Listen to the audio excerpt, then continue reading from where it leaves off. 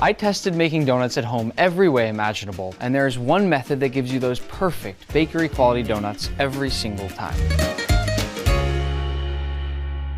We'll begin our donuts by activating our yeast, which starts with some warm milk into the bowl of a stand mixer, along with some sugar, that's going to be the food for our yeast, as well as 1 packet of active dry yeast. Give this a quick mix to make sure everything is fully combined. Let it sit for 15 minutes to let the yeast wake up. Once your yeast looks nice and bubbly and alive, you're ready to keep moving. But if it doesn't, do that process over again, because if you don't have live yeast, your donuts aren't going to work out. Into our bowl now, we're going to add some butter that I've melted and then cooled back down to room temperature, along with a few eggs, some vanilla extract, and a sprinkle of salt. Now attach your dough hook, turn your mixer on medium, and mix for about 1 minute, or until everything is mostly mixed. And feel free to scrape down the sides of your bowl if you need. Next, while mixing again on medium, add in 1/3 of your flour and make sure that's fully combined, scraping down the sides of your bowl once again as needed. Then repeat the same process with half the remaining flour, scraping down the sides of your mixing bowl again, and then finally add in the rest of your flour. At this point, we'll let the mixer continue on medium until it forms a sticky and tacky dough. That looks pretty sticky tacky to me. I don't know why I just did that. That was just made a completely unnecessary mess. Just when I'm talking about how sticky it is. Well, anyways, when it looks like that, we're now going to turn our mixer up even higher and let this continue for 7 to 10 minutes. You'll know that your donut dough is the right consistency if you listen closely and hear sort of a beat, a song that it's making in the background. But it's only going to play that song for so long until it pulls away from the sides of the mixture and becomes a uniform dough like this. See that? All by itself, it's now completely separate from the bowl. At this point, we're done with our mixer, so we'll lightly flour our work surface and begin kneading our dough. Like I said, the mixer already did most of the work, so all you need to do here is knead until the dough is no longer sticky on your hands or work surface. Just a minute or two. Once you're happy with your dough, do your best to shape it into a nice ball like this one here. Then grab a bowl, butter it all up so nothing sticks. You can use your hands, you can use a paper towel, do this however you want. And then gently lay down that dough ball, cover it with plastic wrap, and add a little smiley face if you want. And then let this rest at room temperature in a nice warm place for 1 hour. Fast forward to our risen dough, and this is what it should look like. What this means is that our dough has been very, very active. And now we get to do perhaps the most exciting part of making donuts, besides eating them: punch down our dough. Oh yeah. Watch that thing deflate. I know it sounds like you'd want to keep all the air in there, but we need it deflated just enough to be able to roll it out and then cut it into donut portions. Once again, lightly flour your work surface. I always need to blow some off since I like to do extra because it looks cool. And then lightly flour your hands so that you can press your dough out by hand into an 11 by 14 inch rectangle, which should end up being about 1/2 inch thick in height. As you press and stretch, do your best to keep things as even as possible, or else you'll probably end up with some sideways donuts. You also want to make sure not to fold the dough over itself. Once you've gotten your dough as even and flat as you possibly can, grab some flour along with a ring mold or a donut cutter like this one here. Then dip the mold into the flour to make sure it's been lightly coated and press, spinning if you like to make sure everything's fully detached. And then right away move that donut to a pre-cut sheet of parchment. If you want to cook your donut holes, or munchkins as we call them here in Boston, feel free to set those off to the side as well. And then just continue cutting out all your donuts following that exact same process, doing your very best to cut out as many as you possibly can from the dough that you pressed out. It's best if you handle the donuts as minimally as possible. That'll ensure you get nice, clean, and even shapes like this for baking. As a final step, we'll cover our donuts lightly with some plastic wrap and let them proof for an hour. And after that, we'll be ready to bake. Oh, and look at that.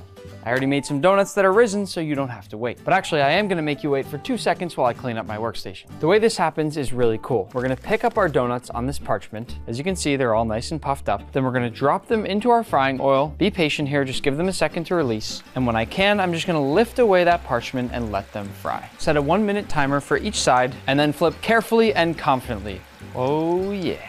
Oh, they look so pretty. This is the great thing about cooking donuts. You can let them do most of the work. After the same amount of time on the second side, go ahead and transfer them to a wire rack lined baking sheet with a paper towel underneath to catch all of that excess oil. And wow, look at those donuts. Perfect golden brown on either side with that iconic white line going right through the center. Exactly what we're going for. I'm extremely happy with these ones here, so let's move on now to fry our second batch. Here we go. 2 important things about this parchment method here. First, be really careful that your fingers don't go into the hot oil. That's the most important thing. And second, it's important to explain that we do this to keep that iconic circular donut shape. As tempting as it may be to push the donuts down into the oil, don't do it. If you do that, you're not going to get the iconic white stripe. These donuts are already done. While I fry this last batch, I'll tell you a fun fact about donuts. If you're lucky and I have enough time, time, maybe I'll tell you 2 fun facts about donuts. The first one is that the biggest donut ever made was bigger than a car and weighed over 3,000 pounds. The second one, which I almost forgot about, is that I actually hold the Guinness World Record for the world's largest donut cake. Let me flip these and then we'll do one more fun fact. And third, donuts have holes in the center like this because bakers always got mad that they were still raw after cooking. So ever since then, they've had holes in the middle. I made enough donuts here to make a few different flavors. So the last step now is to get them frosted.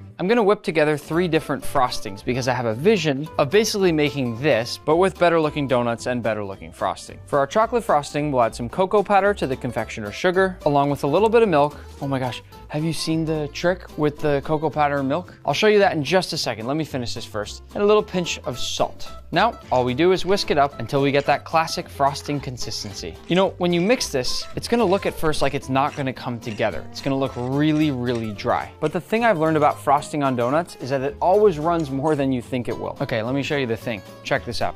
This has absolutely nothing to do with donuts. Milk into a bowl. Look, this is real milk. Nothing fancy happening here. Get a nice big spoonful of cocoa powder and watch carefully now. You dip that spoonful of cocoa powder into the bowl of milk, and then when you pull it up, it's got a whole layer there, but watch. Boom. Magic. It's pretty cool. All right, let's make the frosting. Stop messing around, everybody. Our second glaze is gonna be strawberry glaze. It also starts out with confectioner sugar, but then we add strawberry jam, then some milk and beet juice for color. Same thing again now, just mix it all up. Ooh, and look at that beet juice already turning this a beautiful red color. We're going for pink though. By the end, it should be a nice pink. And you may notice that this time I'm stirring with a fork instead of a whisk. After stirring that chocolate one with the whisk, I realized it's much easier with a fork to push things in and really get all the clumps out of the confectioner sugar. I find this here to be the perfect pink color, but if you wanna add a little more beet juice, you certainly can. Our strawberry glaze is done, so let's move on now to our last one, which is vanilla. First, we need a bit of lemon juice, then a little vanilla extract, and just like the others, a little bit of milk. I'm not gonna make you watch me stir this one up.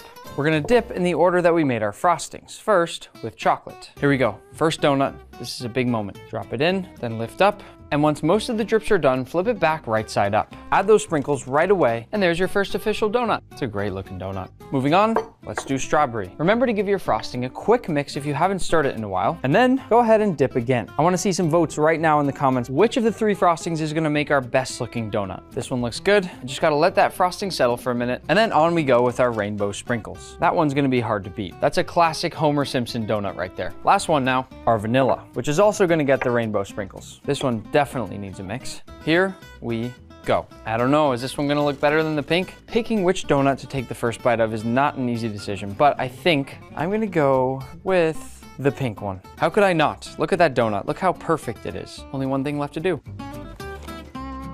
Wow. If you've ever thought about making donuts at home, do it. I promise you won't regret it.